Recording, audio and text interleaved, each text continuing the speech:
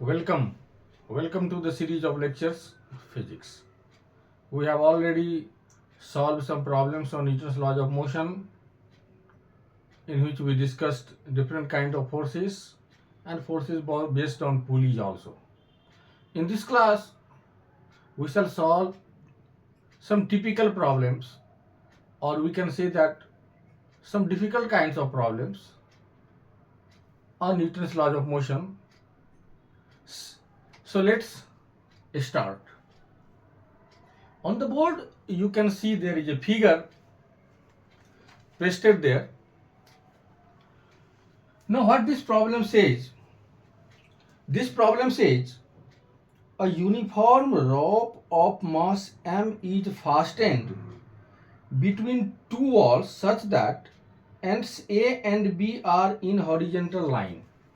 If you can see, this is end A and this is end B, which is horizontal aligned. Tangent to the rope at the ends makes an angle theta. Tangent to the rope at the ends, at both the ends, making an angle theta with the horizontal as shown in figure. Calculate tension at the middle section. So this is rope, and at the middle section tension is being asked to calculate. तो यदि आप इस problem को देखेंगे तो दो and ए और B से एक रस्सी लगा हुआ है। यह एक रॉप है जो यूनिफॉर्मली डिस्ट्रीब्यूशन है मास का, uniform distribution of mass M, ऐसा क्वेश्चन बोल रहा है। और जिस दोनों एंड पे यह रस्सी बंधा हुआ है, इस दोनों एंड पे जो टेंशन है वह इस रस्सी के या कर्व के, सपोज कि यह रस्सी है या किसी एंड से बंधा हुआ है, तो यहां पे जो आप टेंशन ड्रॉ करेंगे, टेंजेंट ड्रॉ करेंगे, इस टेंजेंट के अलोंग बोल रहा है कि टेंशन काम कर रहा है दोनों एंड पे। दोनों एंड पे टेंशन जो है वो टेंजेंट के अलोंग है एंड पे। बट क्वेश्चन पूछ रहा है कि इसके मिडिल सेक्शन पे टेंशन का वैल्यू क्या होगा। टेंशन एट मिडिल सेक्शन,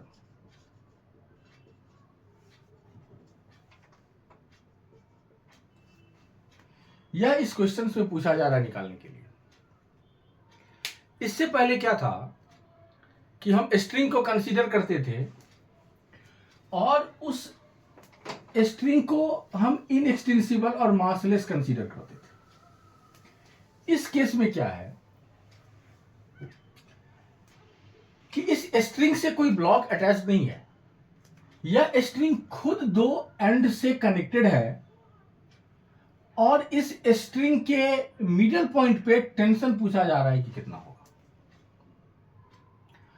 तो अगर मिडिल पॉइंट की बात करूं तो ऑब्वियसली यह मिडल सेक्शन जो है, अगर मैं इस ढंग से सोचूं इस प्रॉब्लम को, तो यह इसको दो पार्ट में, दो सिमिलर इक्वल पार्ट्स में इसको डिवाइड कर रहा है।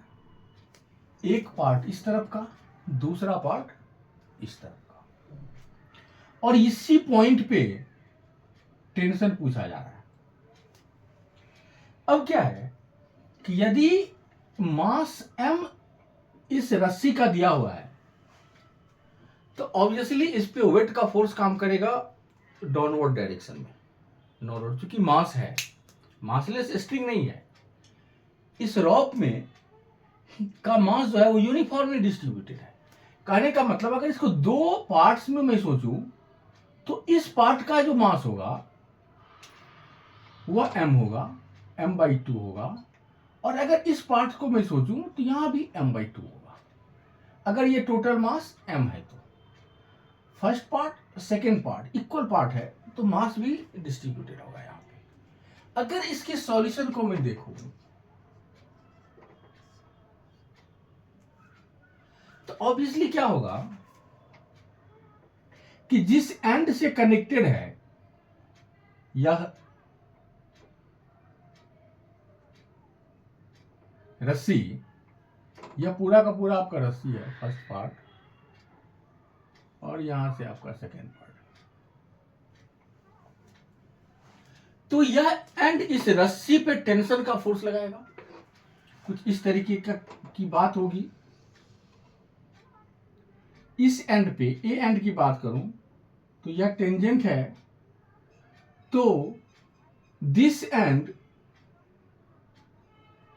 इस रस्सी को इस तरीके से पुल करेगा, क्योंकि रस्सी इस वॉल को नीचे की तरफ पुल कर रहा होगा, इस वॉल को इस एंड पे इधर पुल कर रहा होगा, तो यह एंड भी रस्सी को उस डायरेक्शन में पुल कर रहा होगा।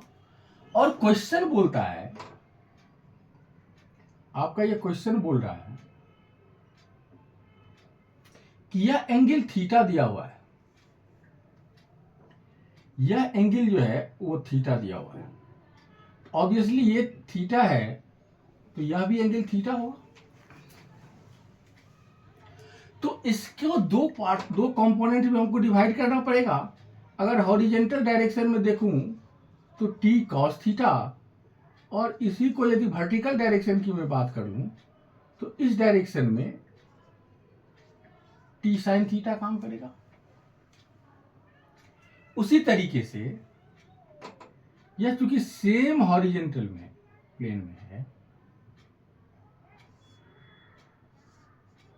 तो यह टेंशन होगा, और यह एंगल थीटा दिया हुआ है तो यह भी एंगल थीटा होगा।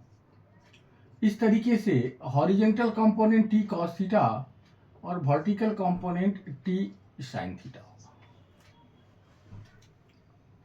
तो यहां से यदि मैं इसके इक्वेशन को लिखूं तो टी कॉस थीटा तो एक दूसरे को कैंसिल कर देगा। हॉरिजेंटल डायरेक्शन में इक्वल फोर्सेस अपोजिट डायरेक्शन में काम कर रहे हैं, यह एक दूसरे को कैंसिल कर देगा। वर्टिकल डायरेक्शन में जो फोर्स काम करेगा वह T sine theta plus T sine theta upward direction में।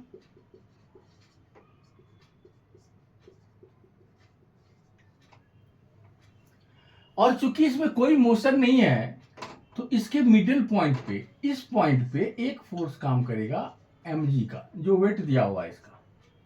तो यहां पे एक फोर्स काम करेगा mg का, जो वेट का फोर्स होगा, जो इसके मास के चलते डाउनवर्ड डायरेक्शन में होगा। तो अब 2t sine theta upward direction में और mg का जो फोर्स लग रहा है वो डाउनवर्ड डायरेक्शन में काम कर रहा है, तो यह एक दूसरे को बैलेंस करेगा, तो यह हो जाएगा mg। तो यहां से अगर आप देखेंगे तो 2t sine theta equals to mg, hence t equals to 1/2 mg by sine theta, ये इक्वेशन बना होगा।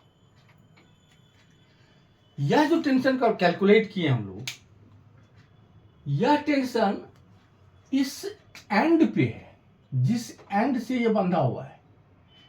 बट क्वेश्चन पूछ रहा है कि इसके मिडिल पॉइंट पे, मिडिल सेक्शन पे, यहां पे टेंशन का वैल्यू क्या होगा।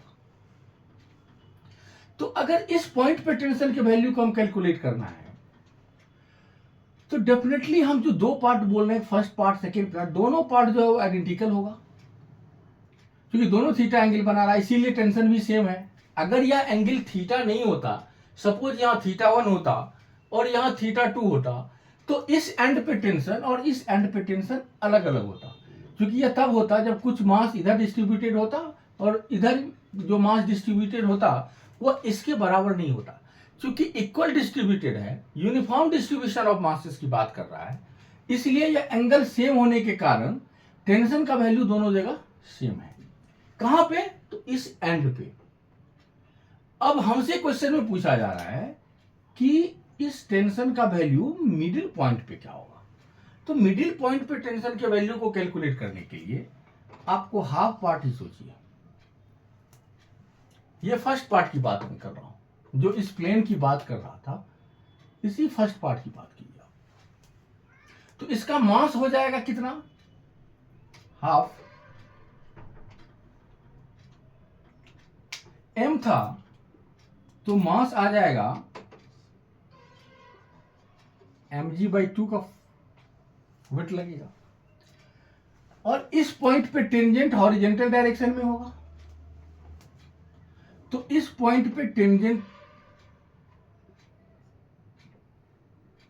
टी मिडल बोल देते हैं इसको, T M means T middle की बात कर रहे हैं हम लोग।